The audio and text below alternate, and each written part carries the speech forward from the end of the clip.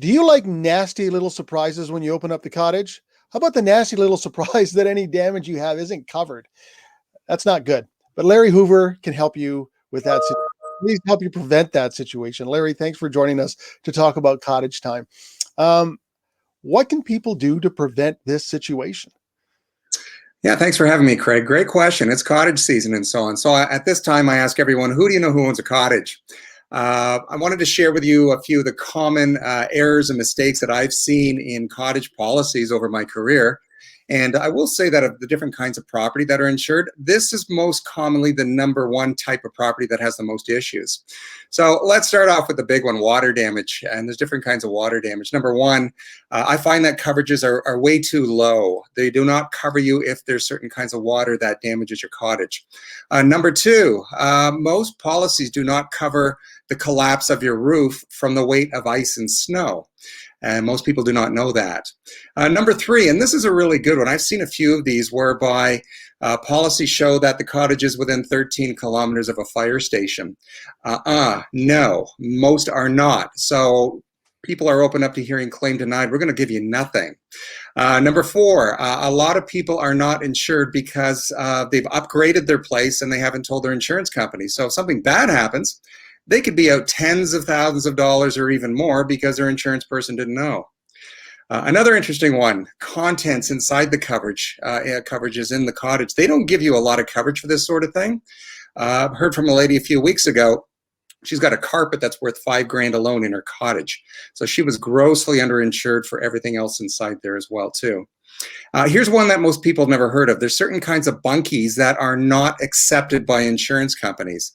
And especially because of COVID, people are starting to upgrade and update their cottages and their properties. So bunkies are getting to be pretty popular. And in some cases, they may have a little kitchen or a washroom in there as well too. A lot of insurance companies will not let you do that with your bunkie. So you could hear claim denied again, even if the damage is to your main cottage, not your bunkie.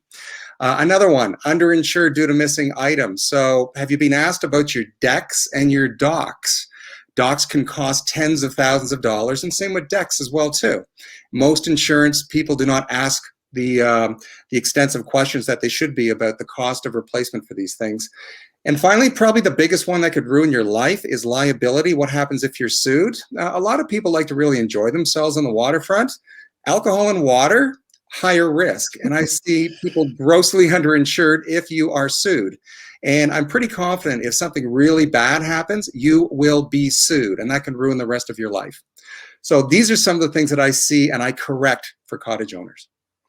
And how easy are those things to correct? Oh, they're very easy because I present these issues in the form of my policy audit review report. So you will see all the line items with these coverages right beside my best quote, right beside your current policy, and you'll see the red lines and you'll see the errors. So one of two things can happen.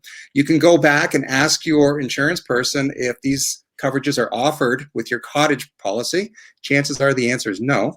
I like to brag about one of my insurance companies I work with because they offer the same coverage for cottages as they do for your house, which is outstanding. So you pay a little bit more, but you are vastly better protected.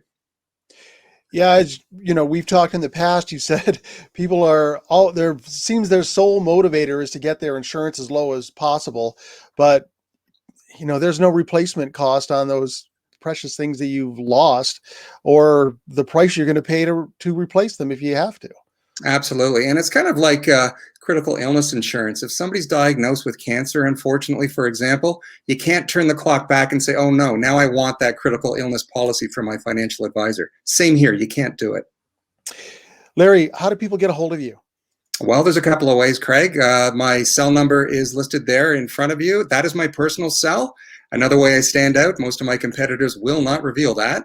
And number two is my email address, larry@policyreviews.ca. Be a pleasure to help support and protect people.